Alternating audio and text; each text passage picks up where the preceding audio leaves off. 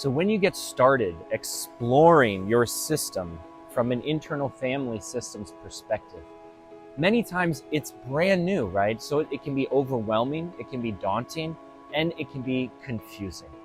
I want to make it really simple for you so that you can feel successful right away. Welcome to the channel. Great to have you here. My name is Conor McMillen. I'm tuning in with you from Mount Hood in Oregon. Today, we are going to talk about how you can start your internal family systems journey on your own. It's something that we call self-therapy. I'm going to assume that you have a very basic understanding of IFS. If you do not, this video can still be helpful for you, but I would recommend that you go back and maybe watch one of my explanation videos on IFS, and I'll put those in the description box down below. In today's video, I'm going to give you 3 very simple steps to start your IFS journey. We're going to talk about developing self-awareness, then we're going to talk about developing self-energy, and then we're going to talk about how to engage with your parts from that place of self-energy. The most important aspect of internal family systems, and arguably one of the most important aspects of living life to its fullest, is to have a cultivation or a connection with self-awareness. We can explain self-awareness, but I want you to, in this moment, actually experience self-awareness. So I'm just going to guide you very briefly in how you can activate self-awareness at any time. So let's take a couple of minutes and do that together. I want you to just start just like you are. You're watching the screen. I imagine you're sitting down, or maybe you're laying in bed. It doesn't really matter. Wherever you are right now, I want you to take a breath with me.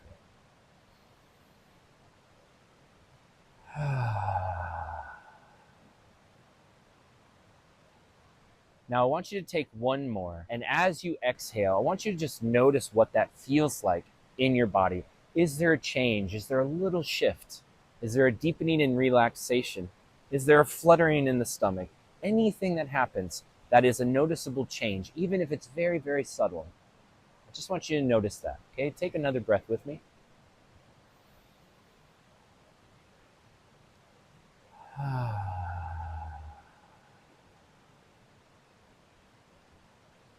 So for me, at the very end of that second exhale, I can feel this kind of energetic shift down. It goes from kind of this buzzing energy here, down more into the belly and even through the legs. Now, this is not an extremely obvious energetic shift. This is most likely a very subtle shift. And you may not feel what I just felt, but I do think that there's some shift that just happened. So we're looking for this subtlety in shift. Let's try it one more time. Just notice, just notice.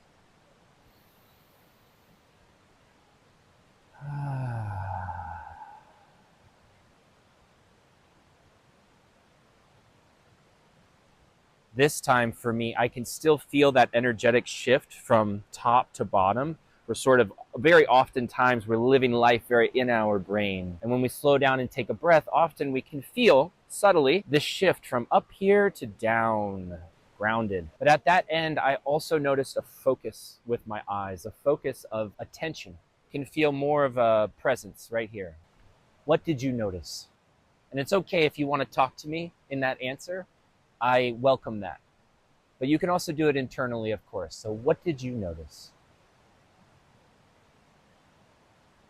And how about right now when I'm asking you that question? What do you notice? Do you feel awkward? Does it feel strange? Does it feel inviting? Does it feel irritating? What do you notice in this moment? Okay, everything that you just did is self-awareness. So self-awareness, it's not about finding something. It's about being curious about what is here. Self-awareness is not about an outcome. It's about being as present as possible and being aware of what is happening in your body and in your system. So in IFS, we would look at 3 different key areas. We would ask the questions, what am I thinking? What am I feeling? And what am I sensing? I think many times it's easiest to go to what am I sensing in order to bring more awareness into the system, into the body.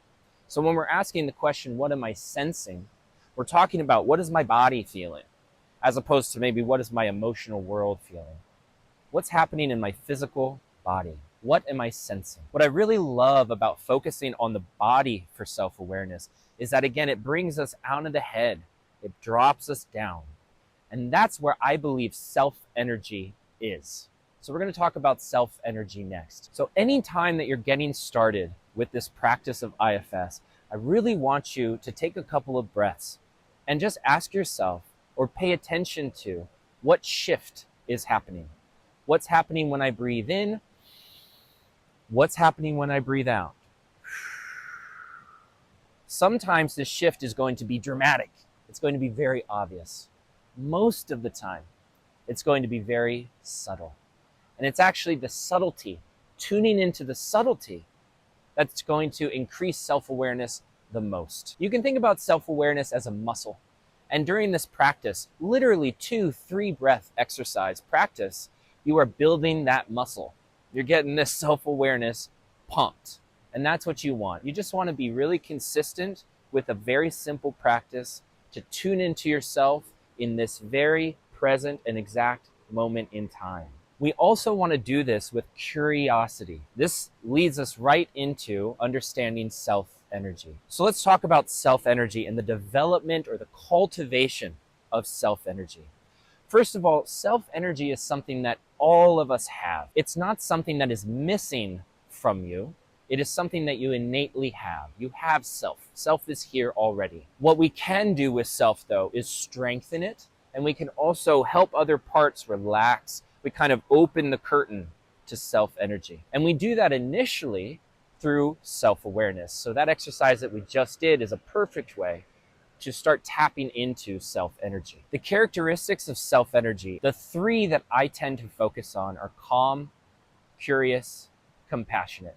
The reason I like to focus on those 3 is that when you're getting started with developing self-energy or you're getting started with IFS, I want you to have something that's very easy to remember. Calm, curious, compassionate. That's just 3 things you need to remember. I am going to list all here in the video so that you can also pay attention to those if they come through. But calm, curious, and compassion, that's what I want to focus on in today's video. So we just talked about curiosity in the self-awareness piece, right? When you do that exercise and you're asking yourself, what am I feeling now? That is curiosity. Well, as you're asking yourself that question, what am I feeling now? You may, in addition, have other feelings. You might be irritated. You might feel anxious. You might feel like you're not doing it right. All of that is okay. It's also good to recognize that that's not really self-energy. So we want to allow those feelings to be felt. We want to allow those parts to be here, but we want to come back and tune into curiosity. That breath work that we did, it's going to create more calm in your body. It's going to help you relax. And so that is generating more self-energy. Then we get into the compassion piece. As you are doing a very simple exercise like the self-awareness exercise we just did, you may have self-critical parts come up and again say something like you're not doing it right. You might have a part that says nothing is happening. And you might also have some parts that are really desiring to be felt, whether it's anger or it's sadness or it's fear. What we want to attempt to do is to be self-aware so that we can see and feel all of these different parts that are active, and at the same time have as little judgment of them as we possibly can, to attempt to have compassion for them. It's easiest to have compassion for what we understand.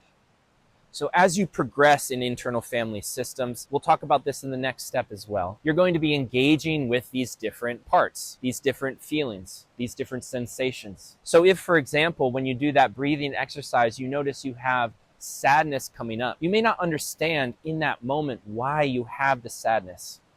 And at some point in your journey, you will have the opportunity to engage with that sadness and to ask it questions to better understand it. But you can also attempt to drop into a compassionate place, even for that which you do not understand. If you're out in the world and you happen to observe a stranger, someone you've never met, and they're crying, you have no idea what their story is, but your heart feels compassion. Your system has the opportunity to do the same thing. You may not know what's going on with this sadness that came up, or the anxiety that came up, or the judgment that came up, but you can have compassion for that experience. You can have compassion for those parts. So in the development of self-energy, again, we're looking for calm, curious, and compassionate. What we're trying to do is just notice those characteristics and then tune into those and then attempt to build those. Remember, this is a practice. And if you're just getting started, be very patient with yourself. Patience is also an expression of compassion. So the more patience you can have, the more self-energy is going to be there, and the more receptive your parts are going to be with engaging with you. Okay, so you've practiced self-awareness. You've started to tune in to self-energy. The next step is going to be to interact with a part of you. Again, if this is the first time you've ever done this, try to be as gentle with yourself as possible. There may be parts with expectations.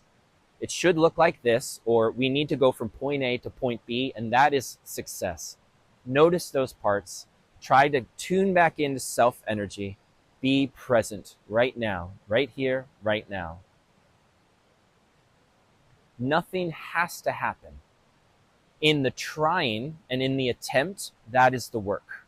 Okay, so tuning into self-energy, finding your calm, finding your curiosity, finding your compassion as best as you can. Taking a breath.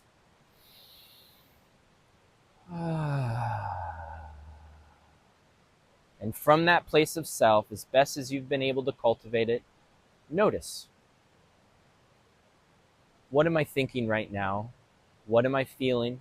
What am I sensing? It is likely that in one of those areas, perhaps in all of those areas, there is some part that is here, that is trying to do its job. It's trying to do the best for you that it can. So whatever you notice here in your field, first identify it as a part. You can do that by simply asking yourself, is this a part? So you might have a thought, gosh, this video is really long. I think I want to do something else. I think I'm done with this video. Just tune into that. Okay, is that a part? Is that a part that's ready to be done with this and is ready to do something else? Could that be a part? You might have a sensation in your body of feeling a little uncomfortable, wanting to move. Is that a part? You might have a sensation in your feeling body, in your emotional world. Anxiety, sadness, excitement. Whatever it is, just ask the question, is that a part? Could that be a part? By asking that question, you are engaging self-energy, and you are potentially separating the experience of the part from self in order to unblend, separate a part from self, and engage with it more directly. So whatever happened when you asked that question, is this a part? Let that be enough. If you did notice a clear, yes, this is a part, this feels like a part, I can see this as a part, I can feel this as a part, I can sense this as a part, then you can begin returning to self-energy, find curiosity, and engage with that part. The easiest way to do that, and often the first place I start with my clients, is just to ask this part that you just identified, is there anything that you would like to share with me? That allows the part to have a platform, maybe for the first time, to express anything that it wants to express to you. Is there anything you would like to share with me right now? I am listening. Now, if this is your first time engaging with your system like this, it's very common that you don't get a response, or the response that you get is not clear in the way that you would be getting a response from another human being sitting in front of you that you're having a conversation with. For some people, it is, and it's immediate, and they're able to engage with their parts, interact, ask questions, get answers, and that's fantastic. But it's also absolutely okay if you do not get a response, or if the response you get is confusing. The most important thing when you're getting started with engaging with your parts from a place of self is that you continually come back to self-energy. Calm, curious, compassionate. Nothing has to happen. You are doing the work by being here right now, and by holding out the intention of engagement, by staying curious, by continuing to develop self-awareness. What is here right now? What am I thinking? What am I feeling? What am I sensing? By engaging with curiosity, gee, I wonder if that's a part. Oh, it is a part. Is there anything that you would like to share with me right now? I am listening. And then, very important, is to hold a place of compassion, whether that part shares with you or not. To have compassion for that part, and ultimately to have compassion for your whole system. So we just went through 3 very simple steps to get started with IFS: self-awareness, developing self, and engaging with parts. Now, while it can be very simple to explain this, it can be very complex in the experience. So again, I just really want to encourage you to have patience with the process. Consistency is key. If all you did for the next week was take 2 minutes to do that self-awareness breathing exercise, I would say that is major success. Let that momentum build. Don't push yourself. Let it organically build. This process will unfold for you over time. If you do want help with this, you can visit internalfamilysystems.org, where I have a very complete program for self-therapy. So that's you better understanding how you can work with your system using internal family systems protocols. I'll put the link down below. I hope that you liked the video. Subscribe for more content just like this, and join me at the next one. I hope you have a beautiful day. Talk to you soon.